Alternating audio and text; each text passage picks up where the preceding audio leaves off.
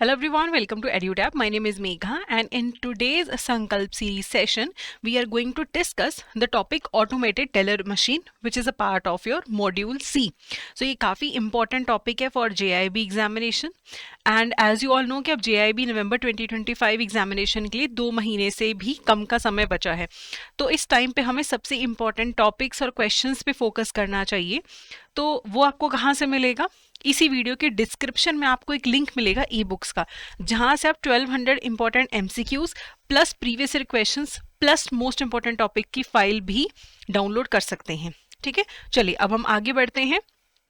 ATM यानी कि automated teller machine की बात करते हैं. तो एटीएम्स क्या होते हैं? कॉमन नॉलेज है कि एक सेल्फ सर्विस वाली बैंक मशीन्स होती है जो बेसिक बैंकिंग फंक्शंस परफॉर्म करती है और वो भी 24/7. आपको कैश विड्रॉ करना है, आपको कैश डिपॉजिट करना है, आपको इवन चेक भी डिपॉजिट करना है. कार्ड सर्विसेज जो हैं इसमें आप debit card, credit card, prepaid card use कर सकते हो. तो ये आपका एटीएम है. एटीएम में ना मल्टीपल टाइप्स होते हैं. कुछ एटीएम्स ये सारी सर्विसेज प्रोवाइड करते हैं, कुछ एटीएम्स जो है लिमिटेड सर्विसेज प्रोवाइड करते हैं. तो डॉक्टर सी रंगराजन की कमेटी ने रेकमेंड किया था, जिसके बाद इंडिया में एटीएम्स को इंट्रोड्यूस किया गया था. एटीएम्स को ज़्यादातर स्ट्रैटेजिक लोकेशंस पे हम देखते हैं. आजकल तो वैसे कॉमन है, लेकिन कुछ स्ट्रैटेजिक लोकेशन जैसे कि airports, railway station, hospitals, commercial centres, वहाँ पे भी आपको एटीएम्स इजीली देखने को मिलते हैं. पहले हमारे पास 1990s में, अर्ली 1990s में स्टैंड अलोन एटीएम्स होते थे. तो दे वर नॉट कनेक्टेड. जैसे अभी क्या है, अभी तो नेटवर्क्ड एटीएम्स है, नेशनल फाइनेंशियल स्विच वाले, कि आपका अकाउंट किसी भी बैंक में हो, आप किसी भी एटीएम में जाके ट्रांजैक्शन कर सकते हो, सब आपस में कनेक्टेड होते हैं. पहले स्टैंड अलोन एटीएम्स होते थे और ये बहुत बड़ी रेवोल्यूशन लेके आया था बैंकिंग सेक्टर में, क्योंकि पहले आपको पैसे विड्रॉ करने, जमा करने आपको बैंक में जाके लंबी लंबी लाइनों में लगना पड़ता था. लेकिन अब वो सारी रिक्वायरमेंट एटीएम्स आने के बाद खत्म हो गई. तो एटीएम में कस्टमर को बैंक की तरफ से ऑब्वियसली एटीएम कार्ड मिलता है और वही एटीएम कार्ड आप यूज करते हो, अपना एटीएम कार्ड इंसर्ट करते हो, फिर आप पिन बताते हो और उसके बाद ATM switch validates the pin. ATM switch जो है आपके पिन को वैलिडेट करता है कि क्या आप सही पिन यूज कर रहे हो, नहीं कर रहे हो. ठीक है, और उसके बाद आप ट्रांजैक्शन कर पाते हो. पिन आपको अपना सीक्रेट रखना चाहिए ताकि कोई फ्रॉड ना हो सके. अब कन्वीनियंस क्या है एटीएम से? अब एटीएम से कस्टमर्स को भी कन्वीनियंस मिली है और बैंक्स को भी कन्वीनियंस मिली है. 24/7 एक्सेस है, कभी भी जाके आप पैसे विड्रॉ कर लो. आपको वेटिंग टाइम बहुत कम हो चुका है. पहले बैंक्स में लंबी लाइनें लगती थी, अब बहुत सारे एटीएम्स है. इवन अगर कोई एटीएम भी बिजी है तो किसी दूसरे एटीएम में आप जा सकते हो. प्राइवेसी इन ट्रांजेक्शन रहती है, एक टाइम पे एक ही पर्सन वहां पे होता है जो कि ट्रांजेक्शन कर रहा है और कोई नहीं हो सकता. एनीवेयर बैंकिंग, बहुत सारी जगहों पे अब एटीएम्स अवेलेबल हैं. पहले सिर्फ डेबिट कार्ड ही होते थे, अब तो इवन क्रेडिट कार्ड्स के थ्रू भी आप कैश विड्रॉल करते हो, लेकिन ऑब्वियसली उसमें थोड़े से एक्स्ट्रा चार्जेस होते हैं. बहुत सारी एडिशनल सर्विसेज हैं, आपको पिन चेंज करना है, आपको बैलेंस इंक्वायरी करनी है, बहुत सारी और सर्विसेज भी आपको एटीएम में मिलती हैं. और देखो, बैंक के लिए ना एक ब्रांच ओपन करना काफ़ी एक्सपेंसिव है, लेकिन एटीएम जो है उसको इस्टेब्लिश करना उतना एक्सपेंसिव नहीं है और स्टाफ की प्रोडक्टिविटी बढ़ती है. पहले बैंक का स्टाफ इन्हीं ट्रांजैक्शन में फंसा रहता था कि पैसे विड्रॉ और डिपॉजिट, लेकिन अभी दूसरे काम पे वो फोकस कर सकते हैं, क्योंकि ये वाला काम ज़्यादातर अब लोग एटीएम्स के थ्रू कर लेते हैं, कैश रिलेटेड. उसके बाद क्रॉस सेलिंग, आपका एक टच पॉइंट हो सकता है एटीएम, उसमें आप मल्टीपल जो अपने प्रोडक्ट्स हैं वो वहाँ पे मेंशन कर सकते हो, शो कर सकते हो और एडवर्टाइजमेंट भी आप कर सकते हो. और बैंक को अब ज़्यादा कैश हैंडल खुद से नहीं करनी पड़ रही है, एटीएम्स के थ्रू इजीली वो अब अपना कैश जो हैंडल कर रहे हैं. तो ये बहुत सारी कन्वीनियंस है जो बैंक और कस्टमर दोनों को है. और एटीएम अब सिर्फ कैश विड्रॉल के लिए नहीं रह गया है, बियॉन्ड कैश विड्रॉल अब बात है. बैलेंस इंक्वायरी कर सकते हो, बिल पेमेंट्स कर सकते हो. ठीक है, चेकबुक जो है वो भी इशू हो जाती है, मिनी स्टेटमेंट्स, फंड ट्रांसफर, तो बहुत सारे जो चीज़ें हैं. अब देखो, ये चेकबुक वाला जो पॉइंट है कि आप कीवर्ड चेक भी डिपॉजिट करवा सकते हो और चेकबुक रिलेटेड ट्रांजैक्शंस भी आप एटीएम के थ्रू कर सकते हो ना, ये सारे एटीएम्स में अवेलेबल नहीं है. तो बहुत सारे पॉइंट्स आपको ऐसा लगेंगे कि हमने तो नहीं देखा ये चेकबुक वाला पॉइंट, लेकिन ये अवेलेबल है, not everywhere but in certain areas. Okay, उसके बाद एटीएम्स के अगर हम टाइप देखें तो ऑनलाइन एटीएम है ऑफलाइन एटीएम है, नेटवर्क्ड एटीएम है। ऑनलाइन एटीएम होता है जो अपने बैंक के डाटाबेस के साथ कनेक्टेड है। मान लो मेरा एसबीआई का एटीएम है, मैंने एसबीआई में मेरा बैंक अकाउंट है, तो ऐसा एटीएम ऑनलाइन एटीएम होगा जो एसबीआई की डाटाबेस के साथ कनेक्टेड होगा। मैं एसबीआई के एटीएम में जाती हूँ, अगर वो एटीएम एसबीआई की डाटाबेस के साथ कनेक्टेड है तो वो ऑनलाइन एटीएम है, वहां पे रियल टाइम एक्सेस हो जाता है, ठीक है। ऑफलाइन एटीएम ऐसे होते हैं जो एसबीआई के डाटाबेस के साथ नहीं कनेक्टेड होंगे, जो बैंक के डाटाबेस के साथ कनेक्टेड नहीं होंगे, ठीक है। यहाँ पे एक प्री फिक्स्ड लिमिट होती है कि इतने ही लिमिट के अंदर अंदर आप विड्रॉल कर सकते हो सकता है मेरे अकाउंट में 10 लाख हैं, लेकिन अगर ऑफलाइन एटीएम की लिमिट 20,000 है तो मैं 20,000 ही विड्रॉ कर सकती हूँ, उससे ज्यादा नहीं विड्रॉ कर सकती, ठीक है। रेगुलरली ऑब्वियसली एटीएम्स में जो ट्रांजेक्शन्स होती हैं ऑफलाइन एटीएम्स में, वो डाटाबेस में अपडेट की जाती हैं रेगुलर बेसिस पे, लेकिन हर टाइम जो ऑफलाइन एटीएम है वो बैंक के डाटाबेस के साथ कनेक्टेड नहीं है, ठीक है। बस वो लिमिट है 20,000 की, बैंक को मतलब नहीं है इस एटीएम को, ऑफलाइन एटीएम को, कि आपके अकाउंट में कितने पैसे हैं। 20,000 तक अलाउड है, बस आप 20,000 ही विड्रॉ कर सकते हो। अब कुछ लोगों के दिमाग में आता है कि अगर डाटाबेस के साथ कनेक्टेड ही नहीं है, मेरे अकाउंट में 5,000 है लेकिन मैं तो 20,000 विड्रॉ कर लूं क्योंकि वो तो कनेक्टेड नहीं है डाटाबेस से। कर सकते हो, बाद में पेनल्टीज लगेंगी, ठीक है। चलिए नेटवर्क्ड एटीएम की बात करें। नेटवर्क्ड एटीएम होता है कि जहां पे सारे एटीएम्स एक नेटवर्क का पार्ट है इंडिया में, which is run by the national financial switch managed by NPCI. अभी क्या है, मेरे पास चाहे येस बैंक का कार्ड है, चाहे मेरे पास आईसीआईसीआई बैंक का कार्ड है, मैं किसी भी दूसरे एटीएम में जाके, इंक्लूडिंग वाइट लेबल जो एटीएम्स होते हैं, वहां पे जाके ट्रांजेक्शन कर सकती हूँ, क्योंकि सारे के सारे जो एटीएम्स हैं वो एक नेटवर्क का पार्ट है manage by the national financial switch. तो एनी टाइम एनीवेयर बैंकिंग, कहीं का भी कार्ड है कहीं भी जाके ट्रांजेक्शन कर लो, this is because of networked ATMs, ठीक है। उसके बाद एक टाइप की मशीन होती है cash dispenser, which are kind of simplified ATMs. इसके थ्रू आप पैसे डिपॉजिट नहीं करवा सकते हो, आप सिर्फ कैश विड्रॉल कर सकते हो। तो ये सिर्फ कैश निकालता है, कैश डिस्पेंस करता है, ठीक है। फिर अगर हम नेटवर्किंग ऑफ एटीएम्स की बात करें तो अभी इंडिया में ना नेशनल फाइनेंशियल स्विच की वजह से सारे एटीएम्स आपस में कनेक्टेड हैं। तो reduce the cost, bank formed clusters and shared ATM network. So ATM network अब सारे बैंक शेयर करते हैं। इंडियन बैंकिंग एसोसिएशन ने first to set up a shared network called Swadhan on 1 February 1997 in Mumbai, ठीक है। तो मुंबई में ये पहला एक शेयर्ड नेटवर्क इस्टेब्लिश किया गया था जिसके through 24/7 electronic banking services provide की गई थी at any ATM of members bank with in the city. जो भी इस नेटवर्क का पार्ट थे, ठीक है, तो वो इलेक्ट्रॉनिक बैंकिंग सर्विसेज प्रोवाइड करते थे 24/7। अब अभी हमारे पास क्या है, ये स्वधान था, ये तो बहुत ही लिमिटेड था, लेकिन अभी तो एनएफएस जो है वो पूरे इंडिया में है कि सारे बैंक्स जो हैं एक ही नेटवर्क का पार्ट हैं। तो इसे डेवलप किसने किया था, नेशनल फाइनेंशियल स्विच को आईडीआरबीटी ने, लेकिन बाद में एनपीसीआई ने 2009 में आईडीआरबीटी से एनएफएस का जो भी ऑपरेशंस है वो टेक ओवर कर लिया था, ओके। चलिए अब इसका इम्पैक्ट क्या है। अब एटीएम जो हैं सेल्फ सर्विस बैंकिंग चैनल बन चुके हैं, एक्सेप्शनल कस्टमर कन्वीनियंस हो चुका है। अब ऐसा नहीं है कि मेरे पास एचडीएफसी का कार्ड है, मुझे ढूंढ के एचडीएफसी का एटीएम ढूंढना पड़ेगा, वो अब करने की जरूरत नहीं है। एंड अभी बैंक जो है कोर बैंकिंग सोल्यूशंस यूज करते हैं, सारे जो एटीएम्स हैं वो ब्रांचेस के साथ भी कनेक्टेड हैं। तो अभी एक तरीके से मिनी ब्रांचेस बन चुके हैं जो एटीएम्स है बहुत सारी सर्विसेज प्रोवाइड करते हैं। रिटेल बैंकिंग में बहुत ज़्यादा इंपॉर्टेंट है, क्योंकि देखो एक आम जो कस्टमर है ना, रिटेल आम आपके और मेरे जैसे कस्टमर, उनकी रिक्वायरमेंट ज़्यादातर बैंक से इतनी होती है चेक वाली, ठीक है, और दूसरी पैसे विड्रॉ करने, पैसे जमा करवाने, वो एटीएम से हो जाता है। मतलब लोग सालों साल अगर बैंक नहीं भी जाएंगे ना, सिर्फ एटीएम्स के थ्रू भी ट्रांजेक्शन्स कर सकते हैं। उसके बाद services provided by the ATMs, cash withdraw करना है, बैलेंस इंक्वायरी करनी है, स्टेटमेंट इंक्वायरी करनी है, चेक डिपॉजिट करना है, कैश डिपॉजिट करना है, पिन चेंज करना है, फंड आपको ट्रांसफर करने हैं, आपको क्रेडिट कार्ड का पेमेंट करना है, बिजली पानी का बिल भरना है, चेकबुक का रिक्वेस्ट करना है, इंश्योरेंस प्रीमियम पे करना है, ठीक है। उसके बाद recharge, top up of mobile, DTH, term deposit opening, आपको एफडी ओपन करने का फॉर्मेलिटी स्टार्ट कर सकते हैं, आपको अपना अपडेट करने हैं अपने डिटेल्स, वो आप अपडेट कर सकते हो, आधार अपडेशन करना है, ये सारी चीजें अब एटीएम्स के थ्रू हो सकती हैं।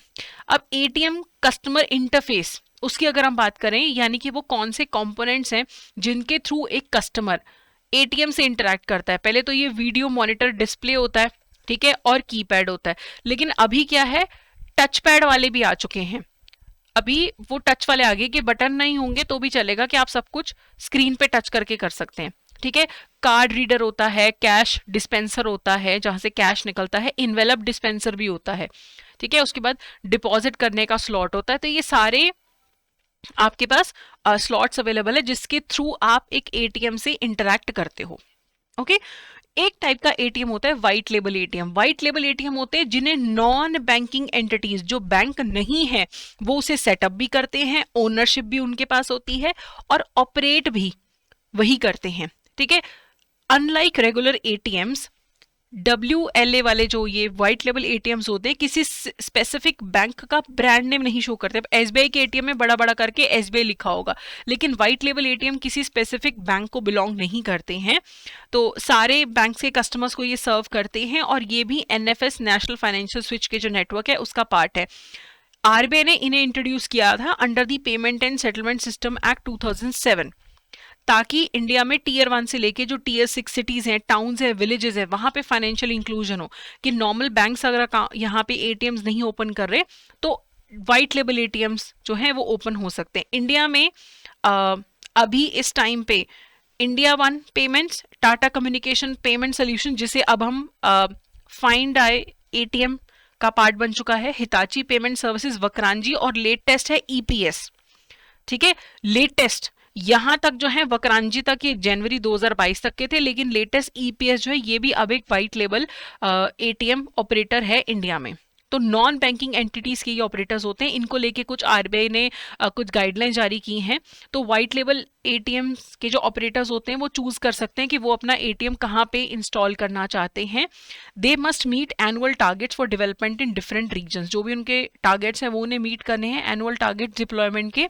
एंड RBI ना स्पेसिफिक रेशो मेंटेन करता है कि टीयर 1 और टीयर 2 सिटीज में आपको कितने मेंटेन करने हैं और टीयर 3 और टीयर 6 सेंटर्स में आपको कितने एटीएम्स लगाने। ये नहीं कि सारे के सारे जो व्हाइट लेबल एटीएम्स है बड़े शहरों में ही लग जाए, ठीक है।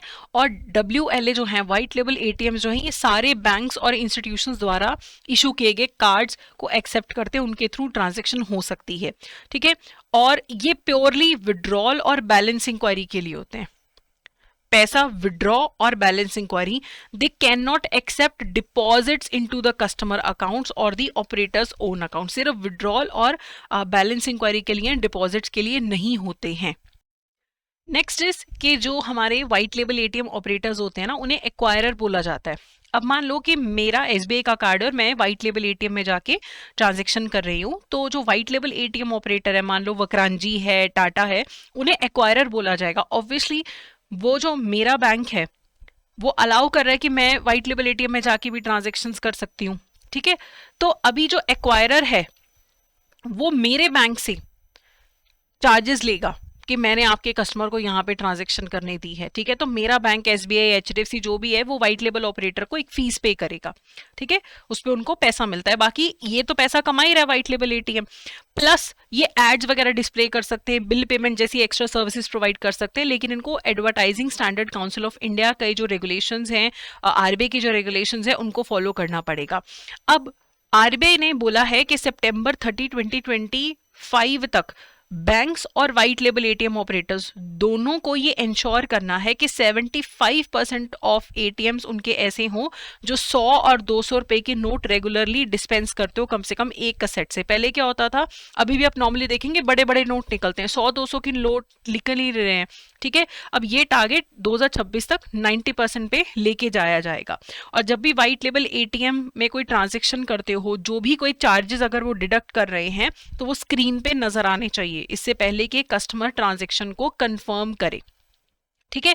अब जो व्हाइट लेबल ऑपरेटर्स है can not collect extra fees from the customer, only the interchange fees is allowed, ठीक है, paid by the card issuing bank to the white label ATM operator. तो मेरा जो बैंक है जिसका कार्ड है वो व्हाइट लेबल एटीएम ऑपरेटर को से कुछ चार्जेस लेगा, ठीक है। लेकिन इसके अलावा कस्टमर से कोई भी एक्स्ट्रा फीस चार्ज करना व्हाइट लेबल एटीएम ऑपरेटर्स को अलाउड नहीं है। और RBI rules for compensating customers in case of failed transactions also apply to white label ATM.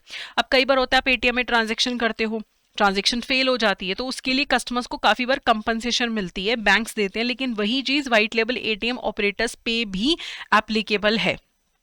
ठीक है। व्हाइट लेबल एटीएम्स को नॉर्मल एटीएम्स की तरह ही ट्रीट किया जाता है इन टर्म्स ऑफ ऑपरेशंस। ठीक है। नेसेसरी मॉडिफिकेशंस के साथ उन पे भी काफी सारे रेगुलेशंस लगते हैं जो कि बैंक्स पे भी लगते हैं। अब बात करते हैं ब्राउन लेबल एटीएम्स की। तो ब्राउन लेबल एटीएम्स में क्या होता है, एक होता है सर्विस प्रोवाइडर जो एटीएम की मशीन प्रोवाइड करेगा और उसे मेंटेन करेगा। बैंक उसमें कैश डालेगा, कनेक्टिविटी इंश्योर करेगा कि नेशनल फाइनेंशियल स्विच से कनेक्टेड हो, प्लस ब्रांड नेम अपना यूज करेगा। तो ब्राउन लेबल एटीएम के अंडर ओनरशिप जो होती है एटीएम्स की और जो रिस्पॉन्सिबिलिटीज होती हैं काफी कुछ सर्विस प्रोवाइडर और स्पॉन्सर बैंक में शेयर होता है। तो सर्विस प्रोवाइडर हार्डवेयर जो मशीन है उसको ओन करेगा, बैंक को लीज पे दे देगा, उसकी मेंटेनेंस वगैरह का काम करेगा, और स्पॉन्सर बैंक जो होगा वो कैश मैनेज करेगा, कनेक्टिविटी इंश्योर करेगा और अपने बैंक का लोगो यूज करेगा। अब अगर हम एटीएम्स के फ्यूचर पर्सपेक्टिव की बात करते हैं तो काफी कुछ इवॉल्व हो रहा है, डिजिटल पेमेंट्स आ रहे हैं, कस्टमर का एक्सपेक्टेशन चेंज हो रहा है। आरबीआई ने 2015 में इंस्ट्रक्ट किया था बैंक्स को कि मैग्नेटिक स्ट्रिप कार्ड्स की जगह अब ईवीएम चिप, ईएमवी चिप जो कि यूरोपीय मास्टर कार्ड वीजा वाला चिप और पिन बेस्ड कार्ड आपको इशू करने हैं सारे 2018 तक। ठीक है। इन मई 2016 बैंक्स को फर्दर इंस्ट्रक्ट किया गया था to enable EMV chip processing at ATMs and micro ATMs. पहले ऐसे ना ये एक मैग्नेटिक स्ट्रिप होता था उसको रीड करता था, लेकिन अब ईएमवी चिप हो चुका है और पिन बेस्ड अब कार्ड्स हो चुके हैं। ये ज्यादा अभी वाले ज्यादा सेफ हैं, ज्यादा सिक्योर हैं। ठीक है। और बैंक्स ने भी काफी सिग्निफिकेंट प्रोग्रेस शो किया था। जो भी पुराने टाइप के एटीएम्स हैं अब काफी कम है, ठीक हो जो पुराने इशूड हैं वो अलग बात है, लेकिन अब नए जितने भी इशू हो रहे हैं वो सब ईएमवी और पिन बेस्ड ही इशू हो रहे हैं। अगर हम ग्लोबल ट्रेंड की बात करें तो 2018 में पहली बार ऐसा हुआ था कि number of ATMs world wide fail हुए। क्यों? क्योंकि अब ना लोगों का कैश रिक्वायरमेंट कम हो गया है काफी। अब लोग ऑनलाइन गूगल पे कर दिया, पेटीएम कर दिया, इसके कारण कैश का रिक्वायरमेंट थोड़ा सा कम हो गया है। ठीक है। बैंक्स ने काफी अपने ब्रांचेस भी शट डाउन किए थे और अपने सारे जो अब रिसोर्सेज हैं, काफी रिसोर्सेज जो अब हैं वो डिजिटल पेमेंट्स की तरफ लेके जा रहे हैं। फिजिकल स्ट्रक्चर तो चलो बैंक्स का है ही है, बट ज्यादा फोकस अब डिजिटल पेमेंट्स की तरफ है। ठीक है। तो एटीएम्स जो हैं पहले प्राइमरी बैंकिंग पॉइंट्स होते थे, अब वो एक कॉम्प्लीमेंट्री चैनल बन गए हैं। जैसे ब्रांचेस हैं वैसे एटीएम्स हैं, लेकिन अब इंटरनेट बैंकिंग, मोबाइल बैंकिंग का ज्यादा बोलबाला हो चुका है। तो फ्यूचर ओरिएंटेड अगर हम एटीएम सर्विसेज की बात करें जो अब एटीएम्स प्रोवाइड करते हैं, कैशलेस कार्ड विड्रॉल होता है, OTP, UPI, cashless card withdrawal हो रहा है। उसके बाद आप अपना स्मार्टफोन में ऐप है उसके थ्रू भी एटीएम पे ट्रांजैक्शन कर सकते हैं। कुछ ऐसे एटीएम्स हैं स्पेशली एयरपोर्ट्स पे जहां पे मल्टीपल करेंसी डिस्पेंस हो सकती हैं कि रुपीज भी हो रहे हैं, डॉलर्स भी हो रहे हैं। लोन रीपेमेंट आप एटीएम्स के थ्रू कर सकते हो, बिल वगैरह पे कर सकते हो, टिकट्स वगैरह आप डिस्पेंस कर सकते हो, ATM issuing tickets, account opening formalities, ऐसी भी सर्विसेज अब एटीएम्स प्रोवाइड कर रहे हैं, क्योंकि अब कैश से ऊपर की सर्विसेज प्रोवाइड करेंगे तभी वो रेलिवेंट रहेंगे। ठीक है। And ATMs are increasingly integrated with the smartphones. Smartphone में बहुत सारे ऐप्स हैं जिनके थ्रू आप एटीएम से आप ट्रांजेक्शन कर सकते हो। Online banking, prepaid payment instrument, सबके साथ एटीएम्स अब इंटीग्रेट कर रहे हैं। ठीक है। बैंक्स जो हैं कस्टमर रिलेशनशिप मैनेजमेंट सिस्टम्स के साथ भी कनेक्ट हो रहे हैं, क्योंकि अब पर्सनलाइज मैसेजेस डिस्प्ले होने लगे हैं। Personalised message, seasonal offers, location based marketing हो रही है एटीएम्स में। तो कस्टमर रिलेशनशिप के लिए जो मैनेजमेंट होता है उसमें भी एटीएम्स का रोल अब आ रहा है। कहीं ना कहीं तो चेंज करना ही पड़ेगा, नहीं तो एटीएम्स रिडंडेंट हो जाएंगी। ठीक है। फिर होते हैं कैश रिसाइकलर। ये भी सेल्फ सर्विस टर्मिनल होते हैं जहां पे आप पैसे जमा भी करवा सकते हो और विड्रॉ भी कर सकते हो, और कस्टमर के अकाउंट में रियल टाइम बेसिस पे क्रेडिट और डेबिट हो जाता है और आपको एक्नॉलेजमेंट स्लिप भी मिलती है। आप डेबिट कार्ड के थ्रू भी ट्रांजेक्शन कर सकते हो और 20,000 रुपए तक की कार्डलेस ट्रांजेक्शन भी कर सकते हो, और आपको ट्रांजेक्शन रिसीट मिलती है जब भी आपका अकाउंट बैलेंस अपडेट होता है। तो कैश रिसाइकलर पैसे जमा करवाने हैं, निकलवाने हैं, दोनों चीजें करता है, लेकिन आपके जो नोट्स हैं उनकी ऑथेंटिसिटी चेक करेगा उन्हें एक्सेप्ट करने से पहले। अगर फेक नकली नोट है उन्हें रिजेक्ट कर दिया जाएगा आइडेंटिफाई करके। आप अपने डेबिट कार्ड के थ्रू भी कर सकते हो और कार्डलेस ट्रांजेक्शन्स भी कर सकते हो।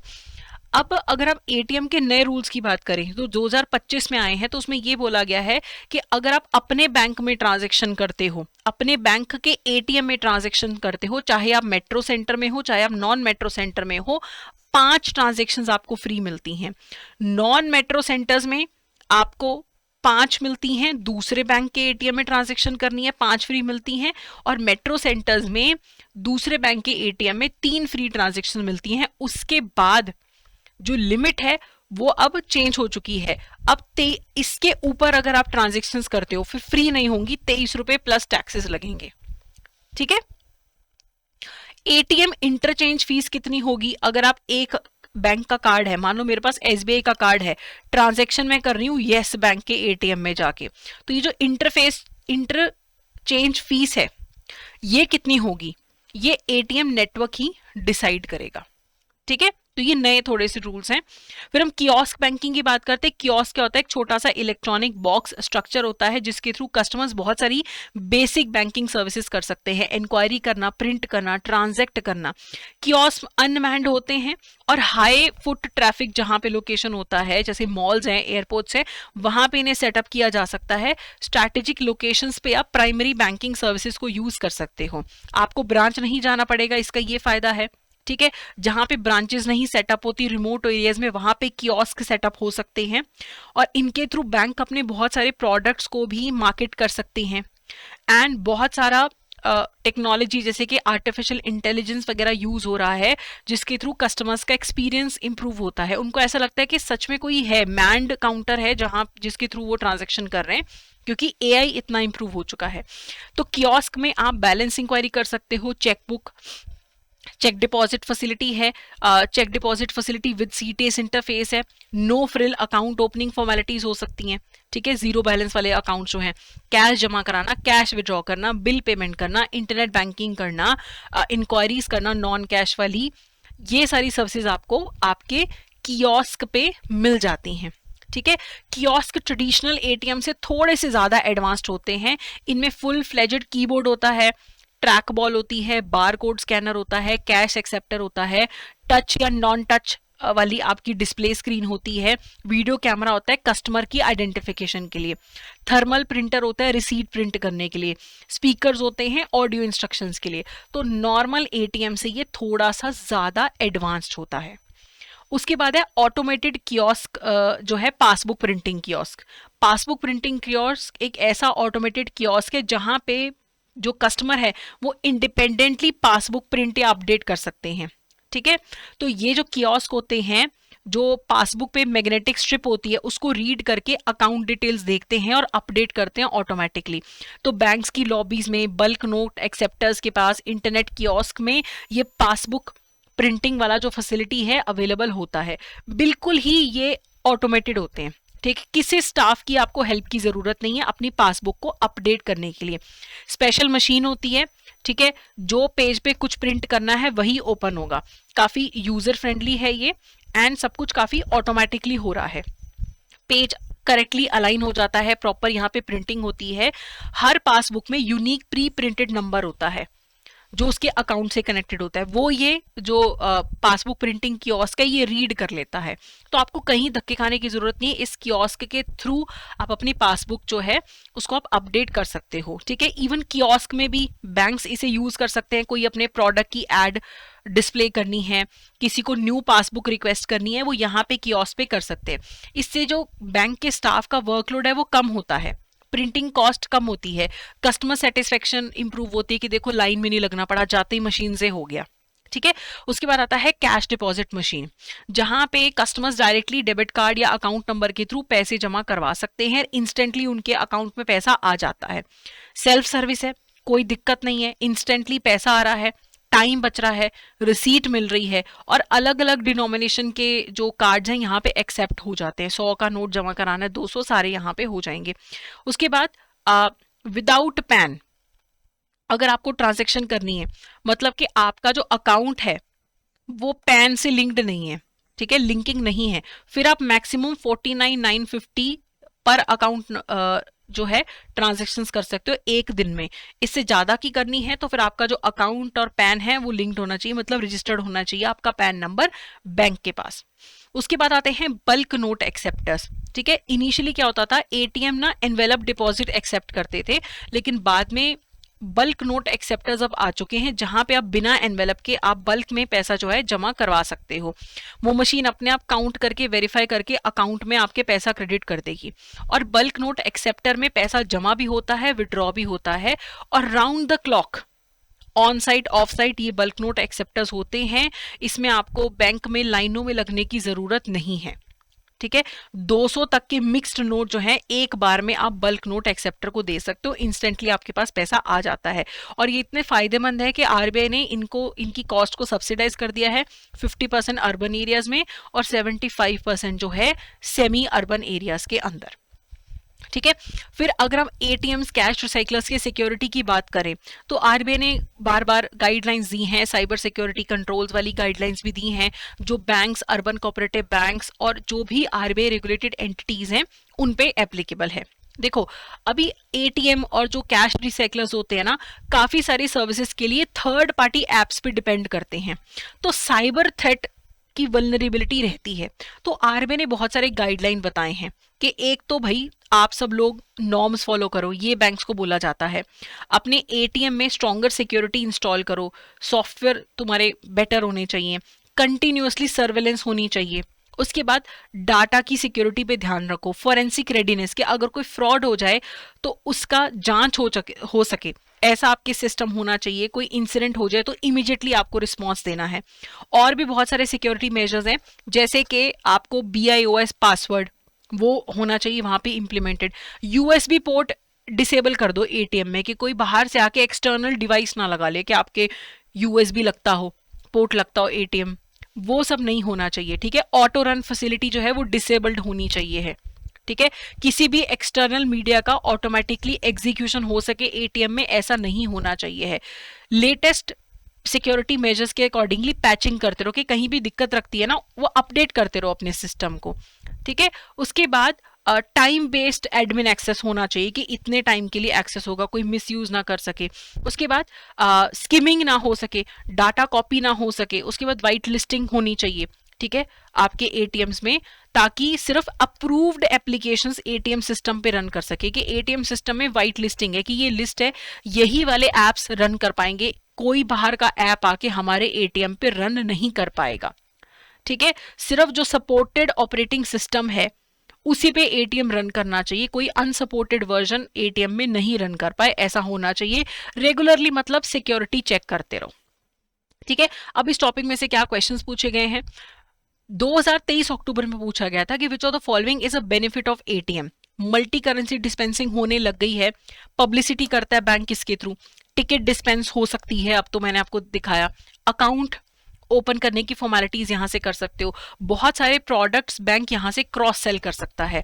तो ये सारी ही चीजें हो सकती हैं, यानी कि डी करेक्ट आंसर है।